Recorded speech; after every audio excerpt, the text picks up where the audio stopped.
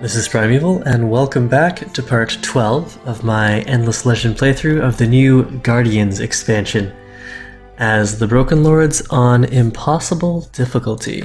Now, I am going for the Broken Lords Wonder Quest victory here, and so basically I'm following their main faction quest along, mostly because I'm really interested in seeing where this story goes. So they start off as these formerly chivalrous knights who presumably have these ideals about defending their peasantry and ruling with justice. But then somewhere along the way, it's not exactly clear, but that's some of the great things about lore writing, that you want to leave some things to the imagination. They lose their bodies and are bound to their armor, and they need to consume dust in order to survive. And of course they consume this dust off of the populace that they think of themselves as being the defenders of. So then they've got this moral quandary. Are they going to be sucking dust which runs parallel to their ideals of defending the weak, or are they going to embrace this vampirism? And so in Endless Legend, dust is this very interesting, it's sort of the life force, lifeblood, it's also the fuel for magic, and it's also currency. So dust is sort of the cure-all there. And so at the end of the last episode, we finished what I think used to be the Broken Lord's main quest line. Essentially, they find some old artifacts that allow them to build out a monument. Let's see, we'll flip over to our tech tree. The Temple of the Earth's Core, which is supposed to meet all of their dust needs without harvesting the life energy of their followers or anyone who they happen to grab within their power or their clutches. But after that mission ended, a new quest was spawned. This was the Victory Quest. And it's called A Pretty Riddle. And in this quest, great fissures have opened up to the core of Auriga, the planet that Endless Legend is set on. And it opened and revealed a whole burrow of connected labs, and there are these pillars of dust that are shooting up from these fissures into the sky right here. Nice little lighting effects. And this is something new, at least for me. The last time I played Endless Legend in full was about half a year ago. But this isn't part of the Guardians expansion. It's part of a free expansion or free DLC. I think it's called Eyes Towards the Stars. And what that does is it expands the Wonder Victory with some additional content that involves the story about how each of the factions escapes Auriga or develops the ability to escape Auriga. Or that's my understanding. So presumably, as we explore or find out more about these pillars of dust and delve deeper into the fractured planet, we'll learn more about maybe the origins of how life came to Auriga, or how we might escape Auriga. And so where we are right now in that quest is we've got our main hero army here with a bunch of very veteran units and a very high level hero. Right now we're at level 11. We're guarding this area, making sure it's free of enemy units for the next 2 turns while our research team explores this pillar of dust. We also have a side quest going on that does relate to the Guardians expansion. One of our cities or some province somewhere is in danger. There's apparently a rogue guardian wandering around that needs to be dealt with. So let's bring up that quest too, since we're on the whole quest storyline review section of the stream / YouTube video. The side quest here, Colossal Danger. A flamboyant adventurer has found disturbing things. We've got an enormous and powerful guardian wandering around. We would get Titan Bones as a reward, but he's wandering around the region of Rondaria. Rondaria? The problem with that mission is I don't think okay, so this is the same quest that we had previously prepared for. We spent a bunch of our stockpiled dust on rushing out an army here. So what we have here are 2 stalwarts and 3 dust bishops. Maybe I'll want to meet the guardian head on with a guardian of my own. So we already have one of these dust guardians, but we have the ability, we've unlocked the text to build out some of these other guys. And even though I haven't really seen how powerful these guardians can be, I think just for the fun of it, let's build out another one. Let's build this guy out here. That's supposed to take us 63 turns. If we were to shift this over, let's push this guy to the front of the queue and put all of our people over to production. That's 19 turns. Alright, so if that guardian that's being threatened by that other quest actually shows up, we'll sink some dust into rush buying this guardian. This is a air guardian of some kind. That'll cost us at the moment 7,000 dust, which really isn't so bad. That's about half of our accumulated dust. So if that threatened guardian ever shows up, we'll go and buy him out. We've entered a new research era, Era 4, or Era 6 rather, the end of ages. And from here, we can decide what we want to boost. Being the Broken Lords, we'll probably want to buy out the Dust Booster here. And that's going to take us 38 turns. That's quite a while. But I don't have any other text that I'm in a rush to research, so we'll leave that as is. Turn the turn over.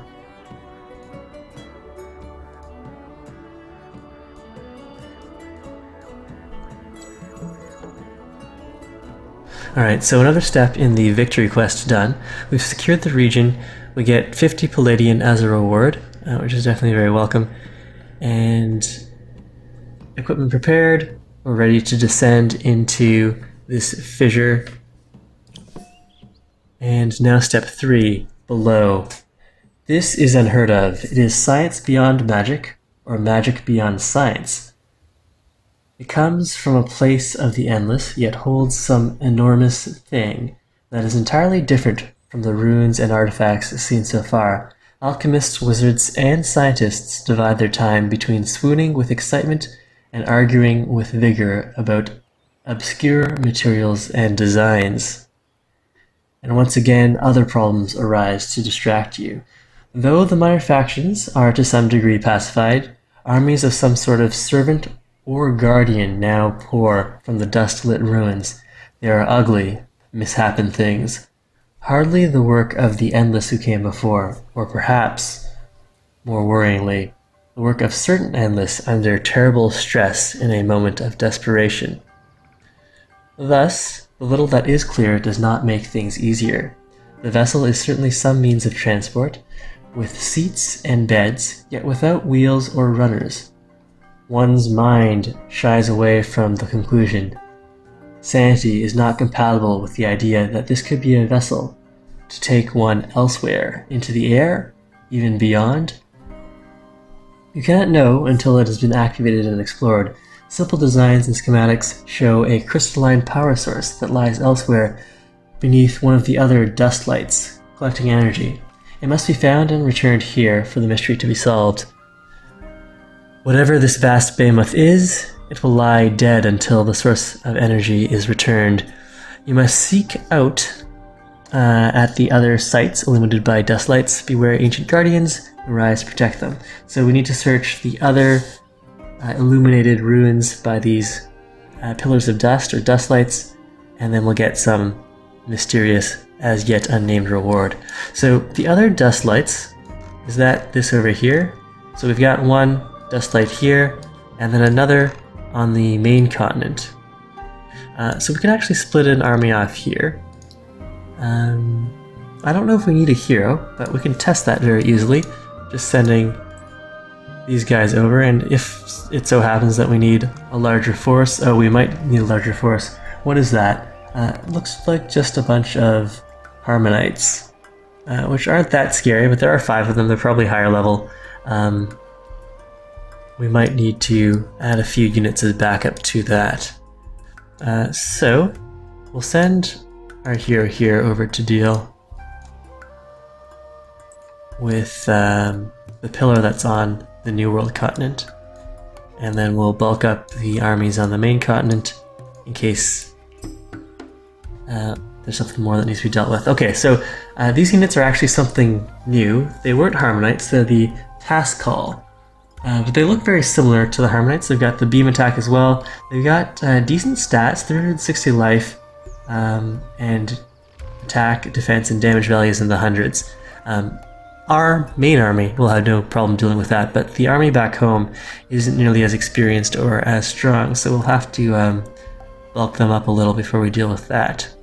Do I want to be on aggressive or hold position? Let's be on offensive here. I don't think we're going to have too much trouble with this fight, although since we are bulked up, this could be a little dangerous for us. We do go first though, so that's definitely going to be an asset.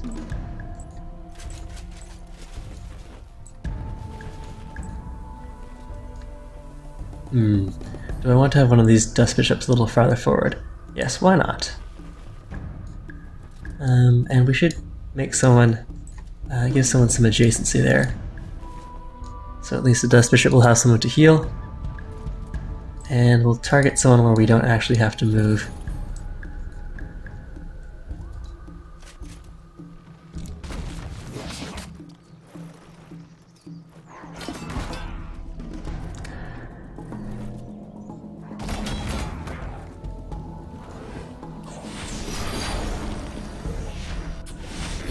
And those of you just joining the live stream now, if you want to see where this series began, it's all up on my YouTube channel. Only the first 6 episodes are currently public. The rest are unlisted, but you can get to them easily from the playlist section. I don't like posting all of the episodes at once, since then it just spams the subscriber feed.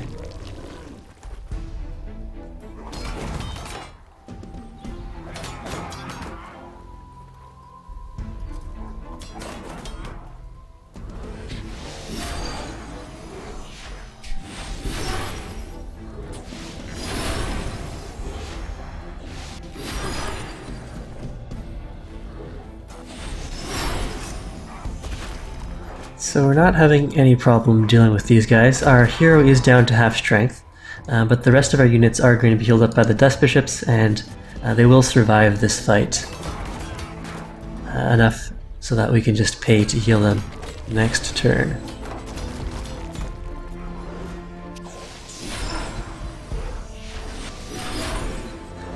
But I think that our army at home would definitely have trouble dealing with them, so it's good that we checked out what these forces are like with our main army before we attack them with our smaller, weaker army. And while we're here, we can go and search the ruins. Searching these ruins is a dead end. We'll walk over to the next set, which is way over here.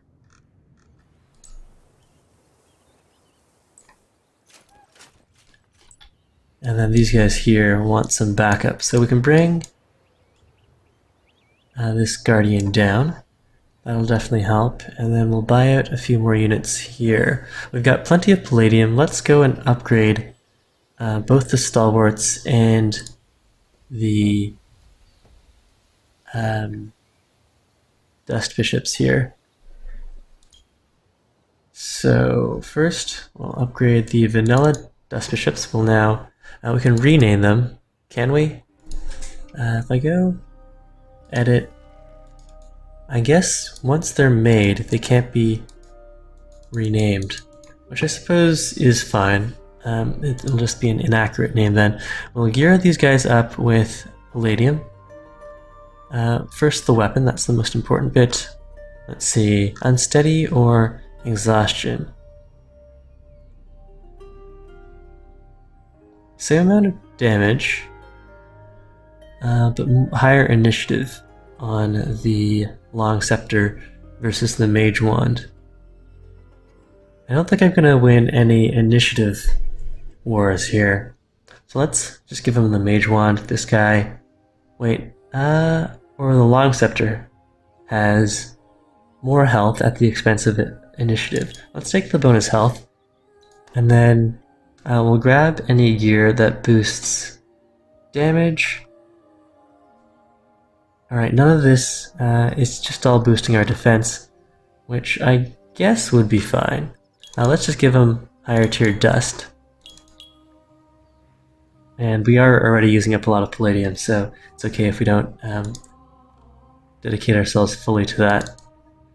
Tier 3 is the highest, we'll keep them on Sharp Sense. Apply that, and then as for these stalwarts, the no-strat stalwarts, we'll just upgrade both their weapons and their dust armor. So let's see. Infantry Slayer, and a shield. Two-handed, and more expensive armor. Tier 3. Alright, that looks fine as well. And we can also go and give Skoros some better gear here.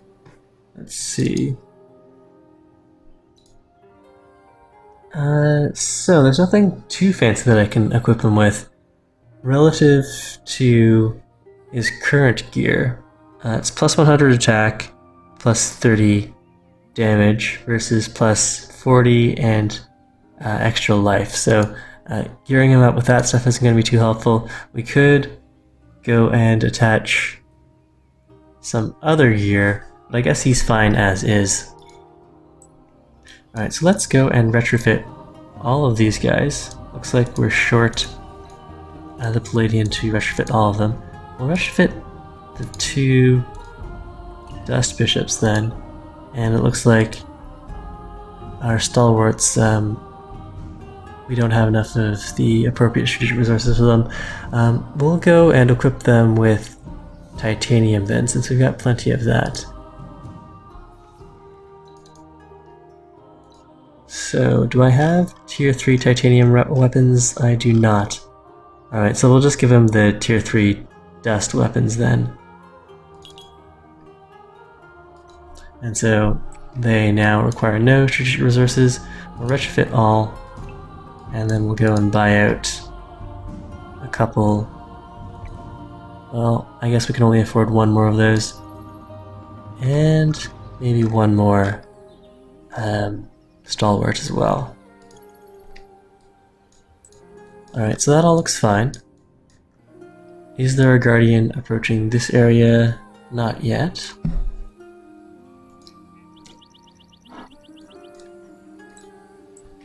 Alright, so that's enough for now.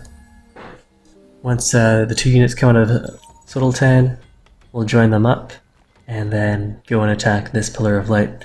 Meanwhile, our hero here,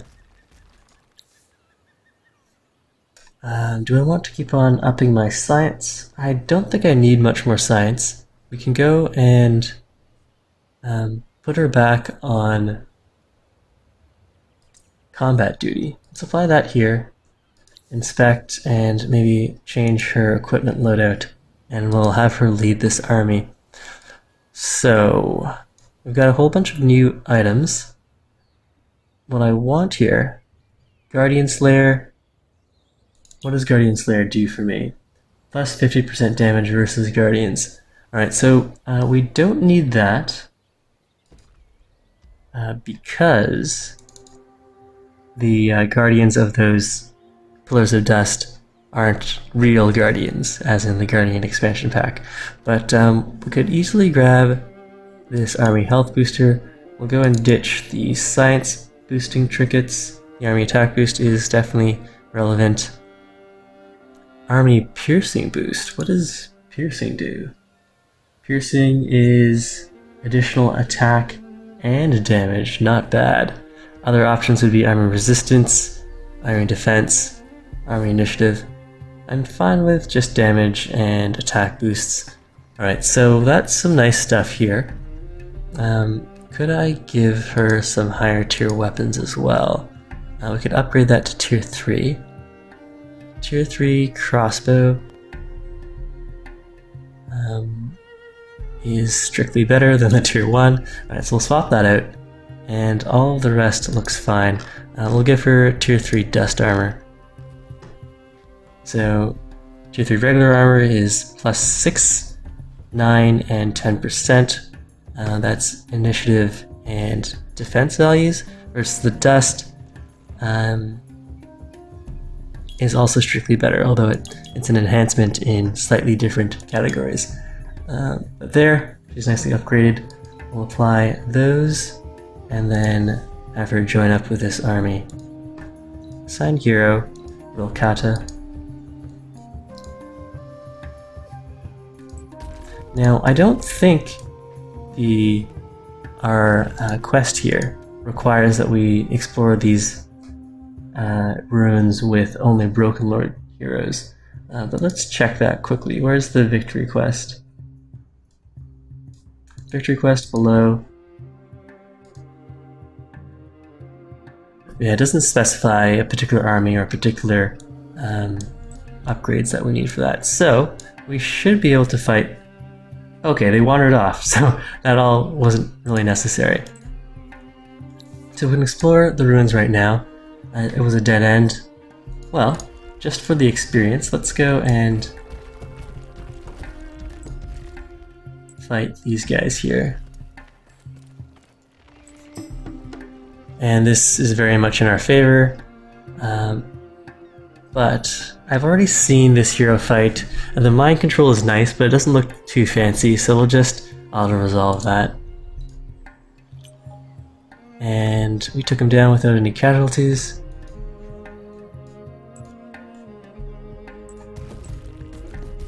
Which means that the quest relevant pillar or rune must be this guy. I think there are only 3. Is that right? Is this also a pillar or is this something else? Okay, so there's more than 3 pillars. We've got at least 2 more to go and check out. So let's do this one first then. Ah, but these are within Roving Clan territory, and they have closed their borders to us, so looks like we're gonna have to wander in, declare war, in order to complete our main faction quest. And we'll also see if there are any pillars on the main continent that we can check out now that we've got a more powerful army. There's a pillar over here. Okay, so these guys can go check this out. And we may as well bring our guardian along.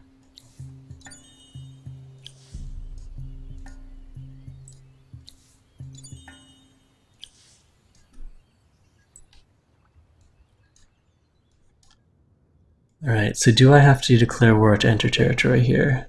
Seems like I will.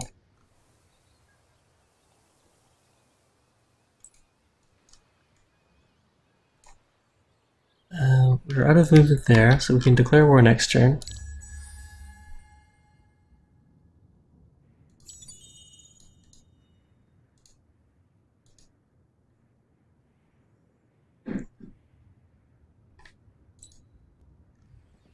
And we do have space in our army for a few more units. Let's see. Well, we'll run over to these ruins first. I think our army is fine as is for now.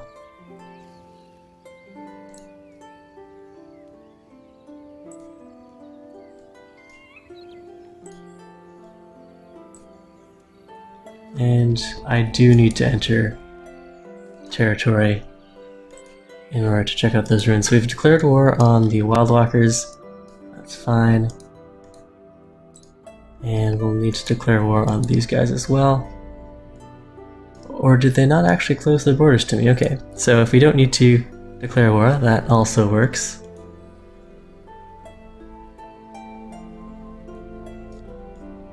Hey Star of Hope, welcome to the chat. Star of Hope says that they just finished their first game on the expansion today. How did you enjoy that, Star of Hope?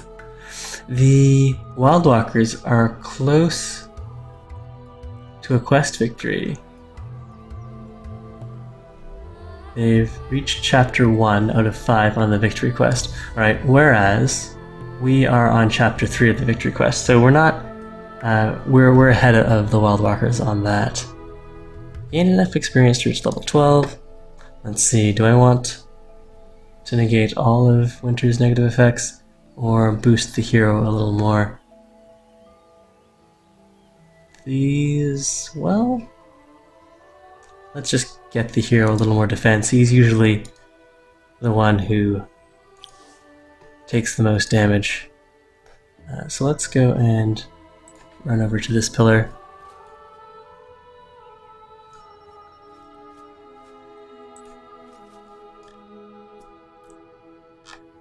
Do I have any other pillars? Not that I can easily see. And we'll check this guy out. Okay, so we found it.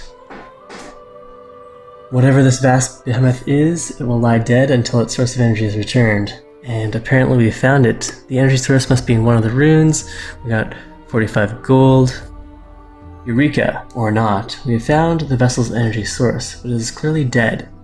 It will be unusable, I am told, once it is repaired, however. Step 4, out of 5, evidently. Hardware. The materials of which this energy crystal was made can be found, even improved upon, by the wondrous natural resources of Auriga. To that end, we must seek and scrape to bring together enough magic and metal to repair it. Other disturbing news comes in. Firstly, that the vast living spaces beneath the surface were certainly biological testing laboratories. It seems that Auriga was one gigantic research center, with strange new species of all sorts created below the surface, then released above. Was this proliferation of beasts what eliminated the Endless from their own planet? Or perhaps are all the current residents of Auriga escaped experiments that overran their creators? How would you feel if you were a lab experiment gone awry? A mistake? My own speculation, purely. We'll get back to reading this. And why does it appear that all the vats, silos, cages, habitats, and tubes were opened from within their contents and their contents released? These questions threaten to delay us, and our quest is urgent. Resources must be found to repair the crystal, though as we drive headfirst into this project, nobody has really stopped to ask the question, are we sure we want to do this? The energy crystal must be repaired. To do this, you'll need to gather specific strategic resources. Search the ruins again in Kared. Once I've collected 60 titanium and 60 hyperium. So we have the titanium, we almost have the required hyperium. We'll get dust water, and we need to come back to this location once we have that. So there's a market ban going on. What's our current per turn on this? 6 per turn. In 2 turns, it'll be 3 turns, we'll have 60. Do I want to just break the market ban, or should I just run around? We do have some time to kill. We can go and complete the test of strength. There's a Regsina Guardian in Regsina. Do we have more than one test of strength? I feel like there's another guy wandering around another one of the regions. Colossal Danger is the Guardian within Rondaria. Okay, so we know where Rondaria is, but I don't know where Regsina is. Regsina. Alright, well, we can definitely hunt down the Guardian in Rondaria while we're waiting for the Hyperium to come in.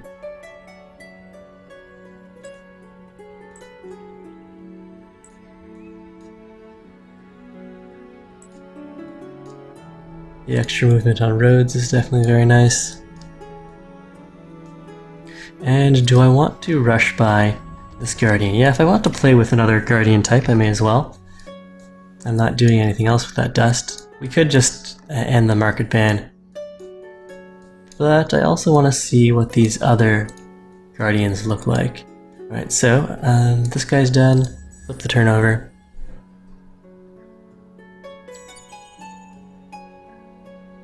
Die booster, we can reactivate that.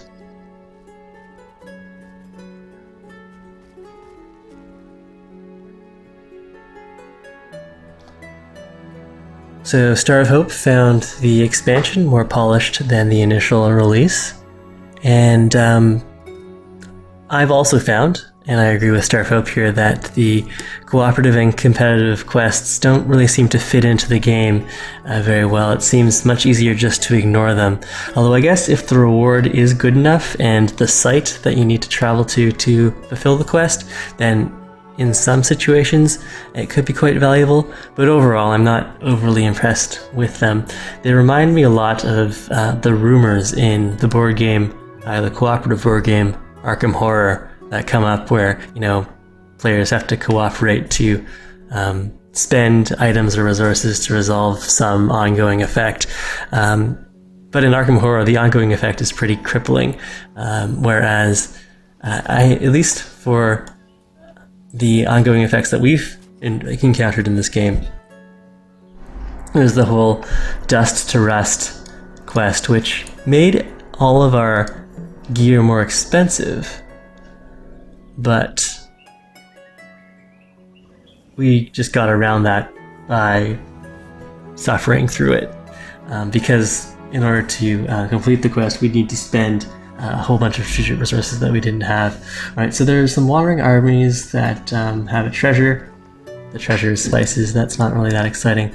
Alright, we'll just be on our merry way then. And what we want to do here is work on this quest. Hello. Is that a new jacket? No, it's my sister's.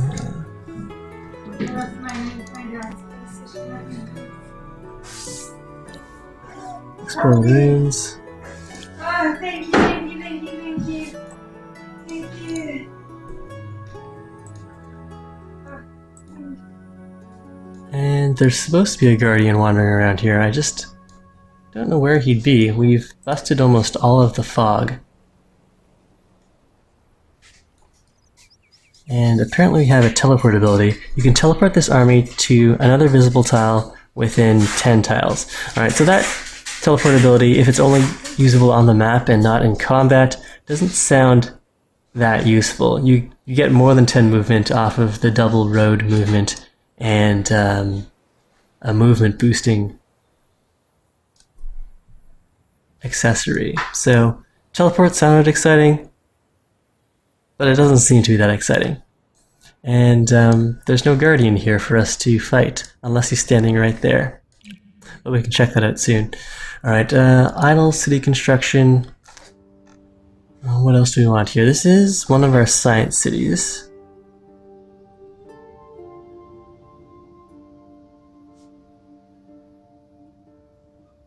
Plus 15 on level 2 districts.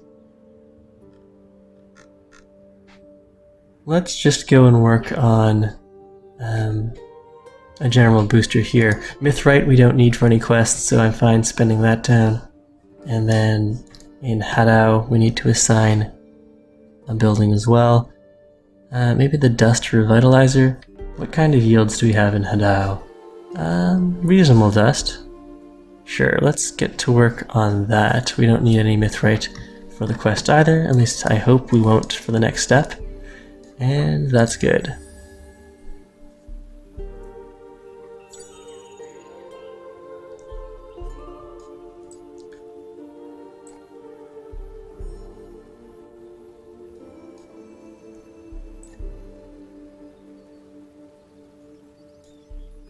Okay, so Star of Hope is emphasizing the randomness of the different quests and the new random global events. And I think that in single player, random events and lack of balance are fine, but they're definitely frustrating in multiplayer. and I mean they definitely add a bit of flavor, but I don't know if they add enough, and definitely not enough to justify their inclusion in multiplayer. Here, if we build a public library, we'll get a whole bunch of dust.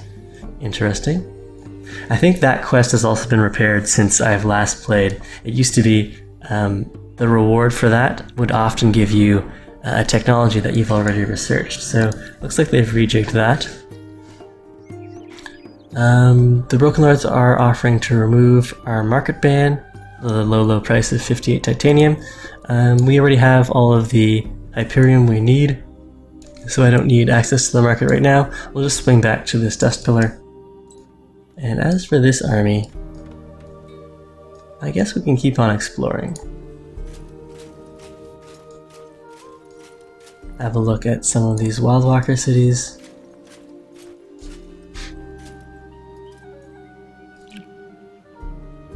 And another one of our cities has finally finished a construction project. Let's get to work on... we don't really have a lot of terrain with dust. Town Crier. Well, this is another one of our science cities. Let's see, what else would we want here? The Imperial News Network. Boost all of our citizens for whatever they're working on. Sounds fair. Let's get to work on that.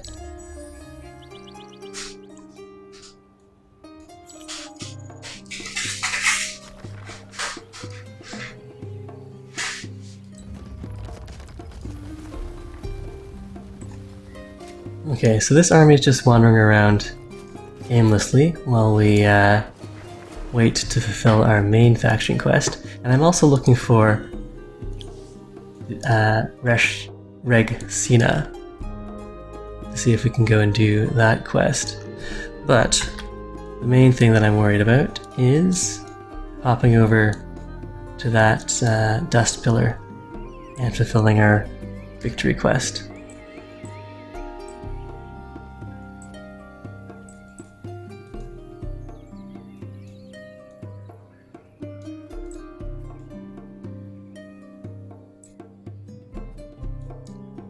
And let's